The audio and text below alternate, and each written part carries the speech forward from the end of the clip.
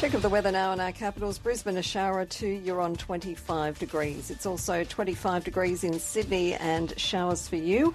Shower or two in Canberra, it's 25. A mostly sunny day in Melbourne, 29 currently. Partly cloudy and it's 26 degrees in Hobart. In Adelaide, a sunny day, 31 degrees now. Perth, humid and partly cloudy with 28 your maximum. You're now on 23. And Darwin, a shower or two and a possible storm, 32 predicted, and it is now 32 degrees.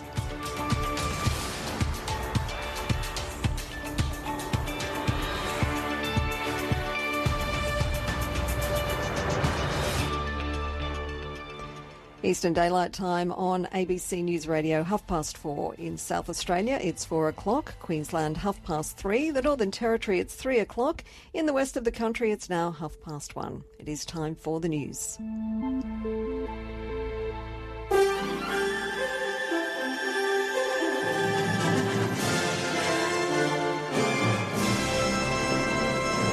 ABC News with Glenn Lauder. The New South Wales Police Commissioner says he'll look into whether evidence from a former boyfriend of a woman who made an historical rape allegation against the Attorney-General could help reopen the case. Police began their investigations in last February after a woman approached them and alleged Christian Porter had sexually assaulted her in Sydney in 1988. Mr Porter has strenuously denied the allegation, saying it did not happen. Macquarie Group Senior Managing Director James Hook has made a statement saying he has clear recollections of relevant discussions with both the woman and Mr Porter. During a New South Wales Budget Estimates hearing, Police Commissioner Mick Fuller was asked if he'd go back to investigators to reopen the case if they hadn't already spoken with Mr Hook. I'm more than happy to look into it. I'm not going to say here on the record that we're reopening the case, but I'm more than happy to talk to Deputy Commissioner Hudson and then through chain of command to ensure that all information has been properly assessed. The Defence Minister Linda Reynolds has settled a legal dispute with a former staffer apologising for describing her as a lying cow after she went public with a rape complaint. Brittany Higgins claimed she was unsupported by her colleagues and her boss after she alleged she was raped by a colleague in Senator Reynolds' office. The Defence Minister maintains she didn't mean the comment in the way it was understood and has now retracted it. The government's leader in the Senate, Simon Birmingham, says he's not aware what Senator Reynolds' intended use of the phrase lying cow was. I wasn't present, but what I hope for is that Ms Higgins is satisfied with the retraction and full apology that has been provided.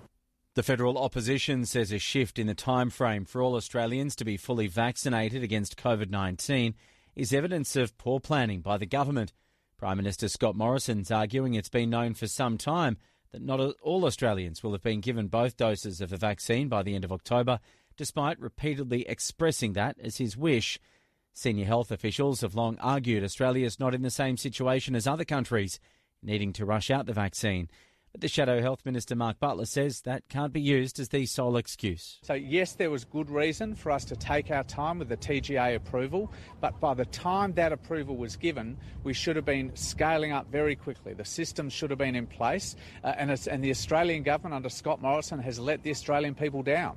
Airlines have begun responding to the federal government's half-price ticket scheme for travel interstate.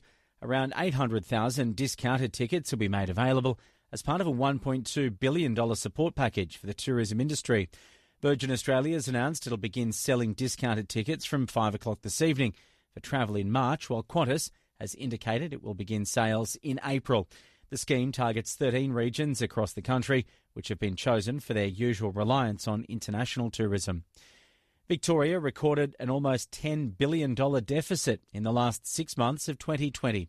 Iskander Razak explains. Victoria had a $1.8 billion deficit in the last half of 2019, but in the same period of 2020, that has ballooned to $9.7 billion. The figures are in the government's mid-year economic report, which blames the pandemic for the result, saying $11 billion was spent on COVID-19 health sector services and supplies. The report also says total revenue dropped by $2.5 billion, mainly due to falls in payroll and gambling taxes and land duty, while business and job support grants increased by $3.7 billion. A former Hong Kong pro-democracy lawmaker has slammed the changes to Hong Kong's electoral system imposed by China's government.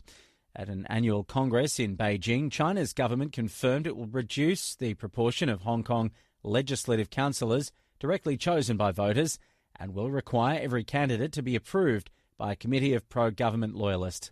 Ted Hui Chi-feng says the changes are uncivilised and take Hong Kong's democratic movement back by decades. It's quite miserable, and I believe the new law in China just passed. It marked the death of democracy in Hong Kong totally. So it's a huge step backward. Updating sport, the draw for this year's Super Netball competition has been released, with the season starting with a rematch of last year's grand final. The defending champions, the Melbourne Vixens, host the West Coast Fever on the 1st of May. The rest of round one sees Collingwood host Sunshine Coast, Queensland host the Sydney Swifts, and Adelaide host Greater Western Sydney. The league's planning on a full 14-round home and away season with a 3-week final series and a grand final on the 29th of August. ABC News.